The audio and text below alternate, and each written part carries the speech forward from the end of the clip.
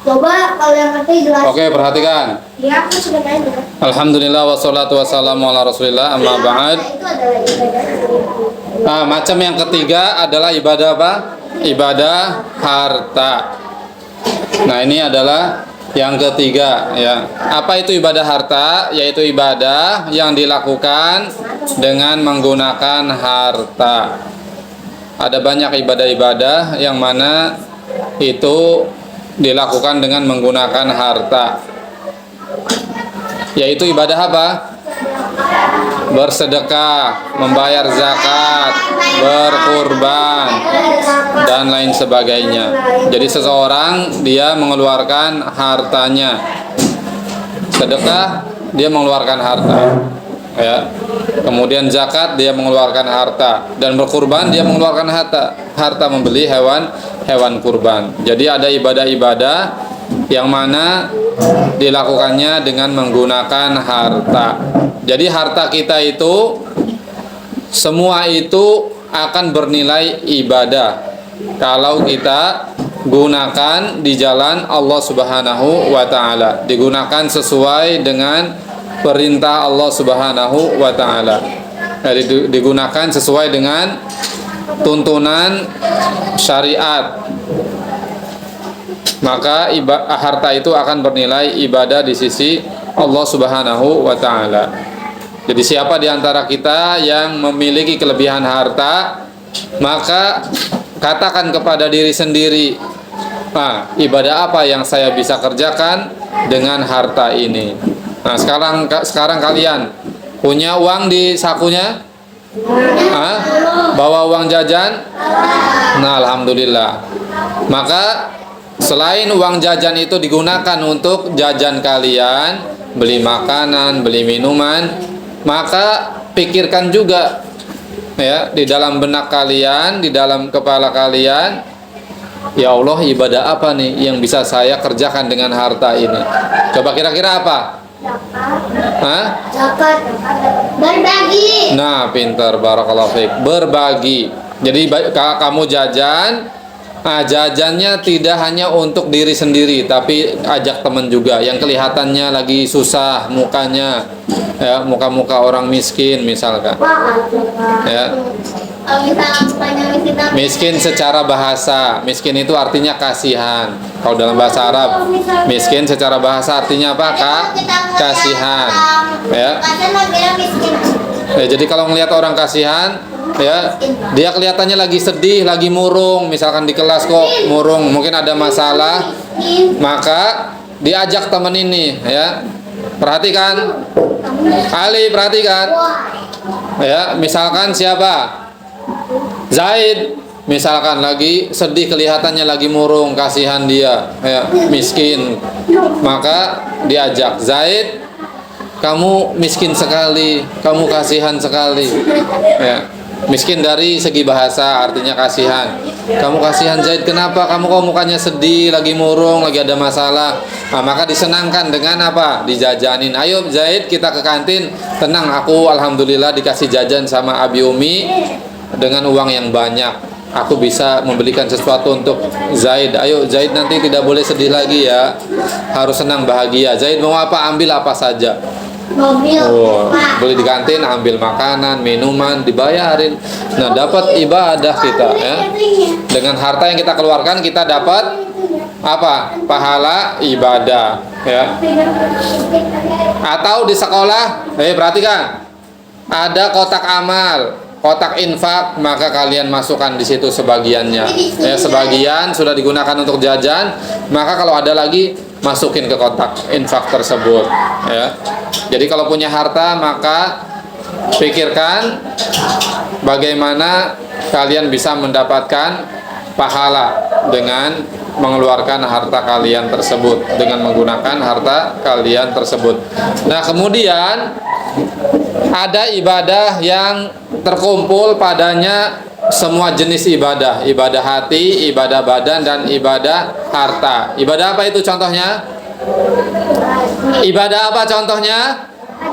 Ibadah haji, terus berjihad. Nah, semua itu butuh hati. Orang berhaji butuh hati tidak? Butuh, harus ikhlas dia mengerjakan ibadah hajinya. Bukan karena ingin dipanggil apa? Pak Haji, atau dipanggil Bu Haji atau Bu Haja. Jadi hatinya harus di apa? Dikondisikan ya, agar selalu ikhlas niatnya kepada Allah Subhanahu wa taala. Apalagi ibadah haji, ibadah yang besar ya. Mengeluarkan apa? Harta juga ibadah haji itu puluhan juta, bahkan sampai ada yang ratusan juta biaya yang dikeluarkan untuk beribadah haji ya. Jadi ini ibadah hati, ibadah harta, dan ibadah badan juga. Orang berhaji itu capek atau tidak? Capek dia, jalan kaki ke sana kemari, tawaf, sa'i, terus harus menginap ya di Arafah, naik bukit Arafah, berdoa di sana, terus nginap di mana? Mina, Muzdalifah, dan seterusnya ya. Itu butuh kekuatan fisik. Jadi badan kita diuji ketika ibadah haji. Nah juga ibadah apa? Berjihad. Orang berjihad juga harus ikhlas ya, hatinya juga beribadah kepada Allah, yaitu dengan mengikhlaskan niatnya ketika berjihad. Karena kata Nabi, ada nanti di akhirat orang yang dahulunya berjihad tapi masuk mana? Surga apa neraka? Hah? Masuk neraka. Kenapa? Tidak ada yang nulis. Nulisnya sudah selesai, taruh ya. Masuk neraka. Kenapa masuk neraka? Karena hatinya tidak ikut beribadah. Ibadahnya cuma fisik saja, perang, teng, tapi ternyata hatinya tidak beribadah, yaitu niatnya salah, tidak ikhlas karena Allah, tapi karena apa? Ingin disebut pahlawan, ingin disebut pemberani. Kata Allah, hei kamu dulu di dunia telah dapat nikmat dari aku, kata Allah. Kamu diberi keahlian bisa perang, kamu punya tubuh yang kuat, fisik yang bagus, untuk kamu gunakan untuk apa? Kata dia, aku berjihad di jalanmu ya Allah. Tapi kata Allah apa? Kamu dusta, karena kamu berperang, berjihad bukan untuk aku, tapi untuk dirimu sendiri, supaya kamu dianggap pahlawan dan pemberani. Dan kamu sudah dapat ketika di dunia sebutan sebagai apa? Pahlawan dan pemberani. Akhirnya dilemparkan dia ke dalam neraka. Waliyadzubillah. Davin, taruh. Tidak ada yang nulis. Nulisnya sudah selesai. Nah kemudian hukum asal aktivitas duniawi. Jadi aktivitas yang kita lakukan di kehidupan dunia, hukum asalnya apa? Mubah. Apa mubah artinya? Hah? Apa artinya mubah? Mubah itu artinya boleh-boleh saja untuk dilakukan. Makan minum boleh tidak? Boleh. Terus olahraga boleh tidak? Boleh. Terus belajar ilmu duniawi boleh tidak? Seperti matematika, terus apa lagi? Fisika, biologi, bahasa Inggris, ya, bahasa yang lain-lainnya. Ya, itu boleh-boleh saja. Ya, terus tidur boleh nggak? Boleh nggak? Boleh tidur. Nah semua ini boleh dilakukan. Ya, tapi tidak dapat pahala kalau tidak diniatkan karena siapa? Allah. Cuma sekedar makan doang, nyam untuk apa? Untuk kenyang doang. Makan minum untuk kepuasan diri. Enak makan ini, nyam. Tapi harus niat. Kalau orang makannya bernilai ibadah, gimana coba? Hah? Aku makan Niatnya makan karena Allah, yaitu apa? Supaya ketika makan nyam, minum nyam, badan kita jadi kuat sehingga bisa kuat untuk ibadah, dan dilakukan makan minumnya sesuai dengan apa? Sunnah Rasulullah. Makan dengan tangan kanan, ucap bismillah, makannya duduk, minumnya duduk. Itu berpahala. Tapi orang kalau makannya asal-asalan apa? Disediakan makanan yang banyak, makanannya mewah, harganya jutaan, tetapi makannya tidak bismillah, makannya dengan tangan kiri, cuma sekedar untuk apa? Untuk kebutuhan apa? Konten, cuma ditonton saja. Guys, saya makan. Makannya bukan untuk Allah supaya kuat ibadah, tapi untuk konten saja, mukbang. Banyak orang kayak gitu. Ya, makannya nyam nyam nyam nyam nyam nyam nyam nyam nyam nyam. Sudah habis makan tidur, malas ibadah karena kekenyangan. Ya.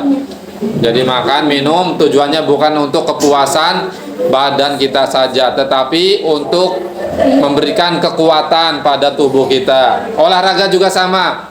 Siapa yang olahraganya cuma untuk senang-senangan, untuk hobi-hobian, menghabiskan waktu berolahraga berhari-hari, ya berjam-jam, tapi tujuannya hanya untuk kepuasan diri atau untuk apa? Pamer ke orang-orang, ke teman-teman bahwa aku olahraga, aku atlet dan seterusnya. Bukan seperti itu, tapi tujuannya apa orang olahraga? Supaya apa? Fisiknya sehat, badannya sehat, fisiknya kuat, sehingga kalau ibadah dia kuat, tidak lemes-lemesan, tidak males-malesan. Untuk tahajud dia kuat, puasa dia kuat, ibadah apa aja dia lakukan dia kuat. Ya. Banyak enggak orang badannya keker, ototnya luar biasa, tapi pergi ke masjid di samping rumahnya cuma 1 meter, dia enggak kuat. Ada nggak kayak gitu? Ada. Banyak orang kayak gitu, ya. Nggak kuat karena apa? Fisiknya kuat, tapi hatinya lemah.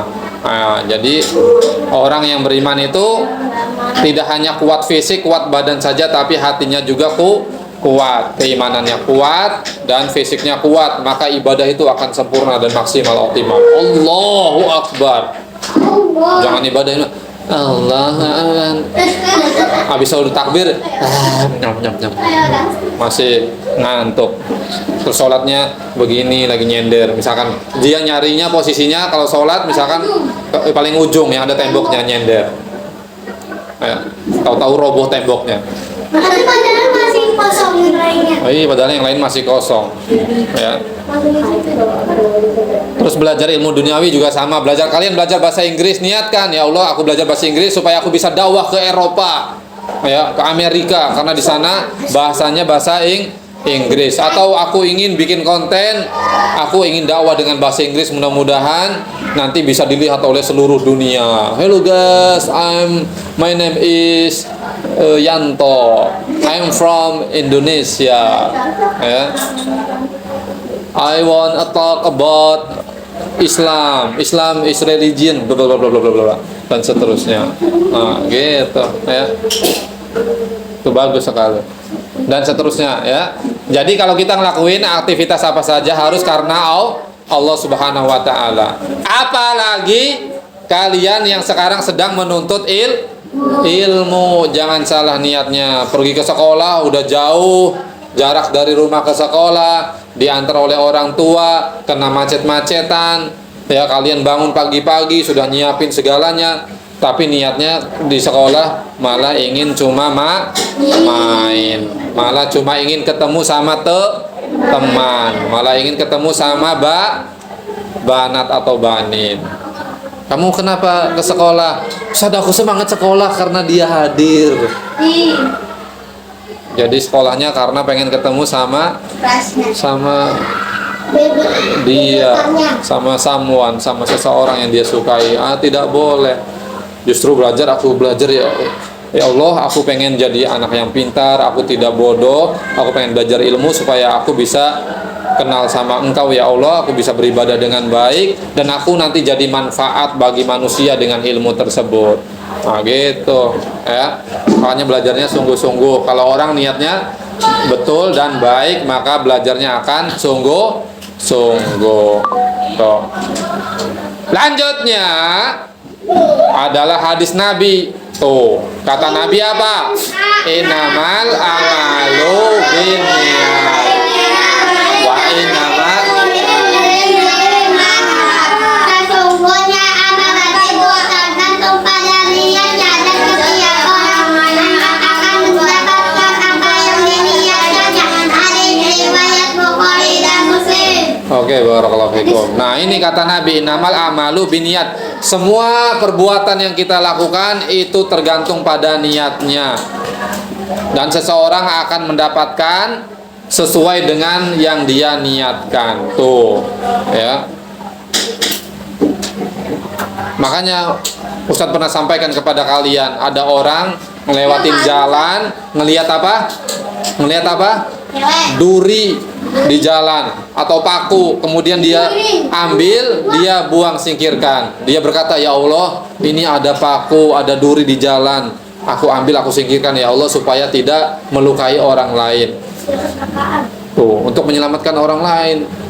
Ya Allah, terima ya Allah ibadahku ini ibadah. Ibadah, kata Nabi apa? Gara-gara nyingkirin duri paku dari jalan, orang ini masuk surga. Tuh.